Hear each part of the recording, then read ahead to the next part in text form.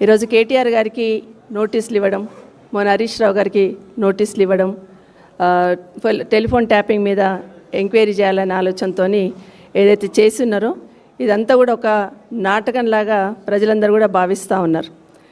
ఎందుకంటే మొన్న సర్పంచ్ ఎన్నికల్లో బీఆర్ఎస్ పార్టీ ఊహించనంత మెజార్టీ గెలుచున్నారు కాబట్టి, అంటే వాళ్ళు ఊహించనంత అసలు ఏమీ రాదు బీఆర్ఎస్ పార్టీకి అనుకున్న వాళ్ళు ఈరోజు 40% 4,000 పైచిలకు సర్పంచులు గెలుచున్నామంటే ఖచ్చితంగా ఈ ప్రభుత్వానికి వణుకు మొదలైంది.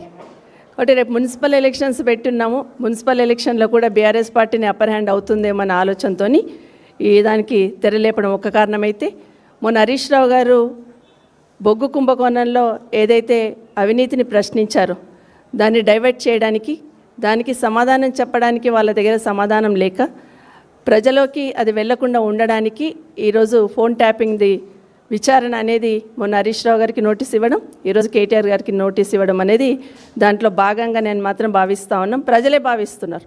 అంటే వాళ్ళ అవినీతిని కప్పిపుచ్చుకోవడానికి, దాన్ని డైవర్షన్ చేయడానికి మాత్రమే దీన్ని వాడుకున్నారనేది ఇప్పటికే ప్రజలే గమనిస్తూ ఉన్నారు. మామూలుగా ఏమైపోయిందంటే ఏ ఎన్నికలు వచ్చినా కూడా బీఆర్ఎస్ పార్టీని ఏదో ఒక రకంగా బూచిగా చూపించాలనే ప్రయత్నం చేస్తున్న విషయాన్ని ప్రజలు ఇప్పటికే గమనించున్నారు. కాబట్టి ఈ మున్సిపల్ ఎలక్షన్లో కూడా లబ్ధి పొందాలంటే ఏదో ఒకటి చేయాలి కదా అనే ఆలోచనతో సిట్ని ఒక శిఖండిలాగా వాడుకుంటున్న విషయాన్ని ప్రజలు గమనిస్తూ ఉన్నారు.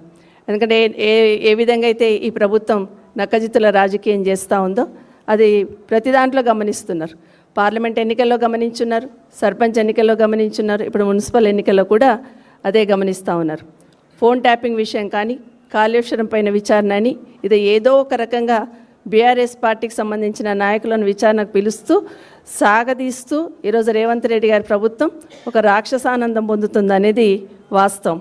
ఎందుకంటే 2 రోజుల కిందట హరీష్ రావు గారికి మళ్ళీ ఇప్పుడు ఇచ్చారంటేనే దాంట్లో ఒక రకమైన కక్ష సాధింపు అనేది స్పష్టంగా కనిపిస్తూ ఉంది.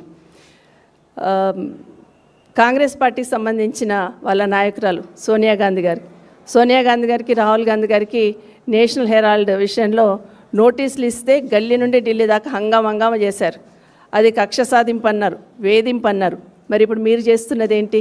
ఇక్కడున్న బీఆర్ఎస్ పార్టీని మీరు వేధిస్తున్నారా, కక్ష సాధిస్తున్నారా అనేది స్పష్టంగా అర్థమవుతోంది. మీకు ఒక నీతి, ఇక్కడున్న వాళ్ళకు ఒక నీతి అనేది ప్రజలు గమనిస్తూ ఉన్నారు. సోనియా గాంధీ గారి మీద రాహుల్ గాంధీ గారికి నోటీసులు ఇస్తేనేమో వేధింపు, కక్ష సాధింపు. అదే పని మీరు ఇక్కడ చేస్తేనేమో అది విచారణలో భాగంగానే కక్ష సాధింపు కాదా? ఒకసారి ఆలోచించమని కోరుతా ఉన్నాను. ఇదే కాకుండా రాష్ట్రంలో ఎవరిని అడిగినా చెప్తారు ఏం జరుగుతుంది ఇక్కడ అంటే, ప్రజల ఓట్లతో గెలిచి ప్రజల పాలన అందిస్తామని అధికారంలోకి వచ్చి ప్రజాపాలన పేరుతో వచ్చిన మీరు కాంగ్రెస్ పార్టీ వాళ్ళు ఈరోజు బీఆర్ఎస్ పార్టీని వేధించడానికి మాత్రమే పనిచేస్తుందని స్పష్టంగా అర్థమవుతుంది. ఇది ప్రజాపాలన కాదు, ప్రతీకార పాలనలాగా సాగుతుందనేది ప్రజలు ఇప్పటికే అర్థం చేసుకున్నారు. 2 సంవత్సరాలను ఒక్కసారి వెనక్కి తిరిగి చూస్తే ఏం చేసింది ప్రభుత్వం అని ఆలోచిస్తుంటే విచారణల పేరుతో కాలయాపన చేస్తున్నారు. కాళేశ్వరం అన్నారు. కేసీఆర్ గారిని ఎట్టి పరిస్థితులలో వారిని దిగజార్చాలి, వారి పేరుని తక్కువ చేయాలి, వారి స్థాయిని తగ్గించాలన్న ఆలోచనతో కాళేశ్వరం లాంటి ప్రాజెక్ట్ని, ఎందుకంటే ప్రపంచంలోనే అతి ఎత్తైన లిఫ్ట్ ఇరిగేషన్, అలాంటి ప్రాజెక్ట్ని అదేదో కూలిపోయిందని చూపించాలనే శతవిధాల ప్రయత్నం చేసి దానివల్ల రైతులకు ఎంత నష్టమవుతుందన్న ఆలోచన ఈ ప్రభుత్వం చేయలేదు. కానీ దాని పేరుతోని కేసీఆర్ గారిని ఏ విధంగా చిన్నతనం చేస్తాము, కేసీఆర్ గారిని ఏ విధంగా అవమానం చేస్తాము, కేసీఆర్ గారిని ఏ విధంగా విచారణకు రప్పిస్తామనే ఆనందాన్ని, రాక్షసానందాన్ని దాంట్లో పొందున్నారు ఈ ప్రభుత్వంలో ఉన్న పెద్దలు. అట్లాగే ఫార్ములా ఈ కార్ రేస్, దానివల్ల ఏమైంది రాష్ట్రానికి? ఈ కార్ రేసింగ్ పెట్టినప్పుడు మన రాష్ట్రానికి చాలా గొప్పగా భావించున్నాం. చాలామంది పెట్టుబడులు పెట్టడానికి రావడం జరిగింది ఇక్కడ.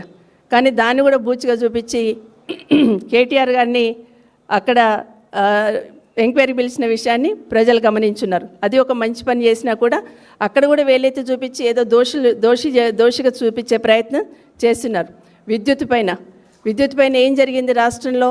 24 గంటల పవర్ తీసుకురావడానికి కేసీఆర్ గారు ఒక యజ్ఞంలాగా చేసి 7 గంటలు ఉన్న పవర్ని 24 గంటలు ఈరోజు ఒక క్షణం కూడా పోకుండా పవర్ని చేస్తున్నారంటే దాని వెనకాల ఎంతో కృషి చేస్తే దాంట్లో కూడా అవినీతిని వెలికితేయాలనే ప్రయత్నం, శతవిధాల ప్రయత్నం చేసిండ్రు అనేది ఇప్పటికే ప్రజలందరికీ కూడా అర్థమైపోయింది.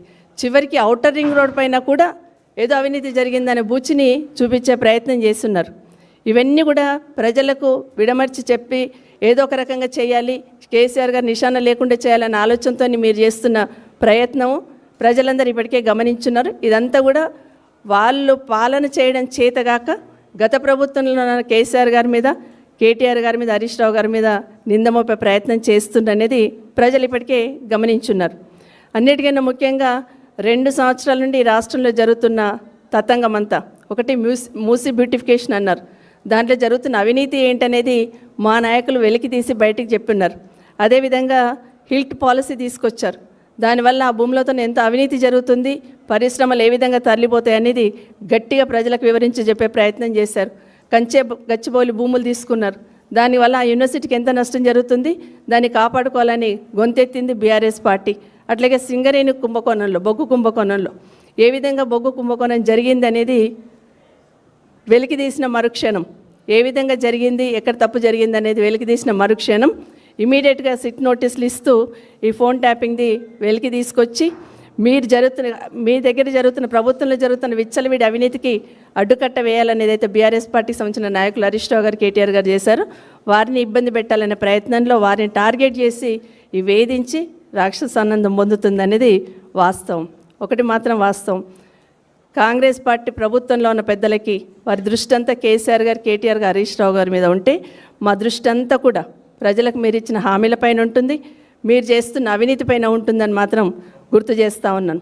ఇక సిట్ విషయంలో సిట్ వేస్తున్నారు కదా, నేను కూడా ఈ ప్రభుత్వం కాదు పోలీస్ అధికారులను కోరుతా ఉన్నాను. ఎందుకంటే మొన్న ఒక పేపర్లో చదివాను నేను, సిట్ అనేది ముఖ్యమంత్రికి సంబంధం లేకుండా అధికారులే వేస్తున్నారన్నారు. కాబట్టి నేను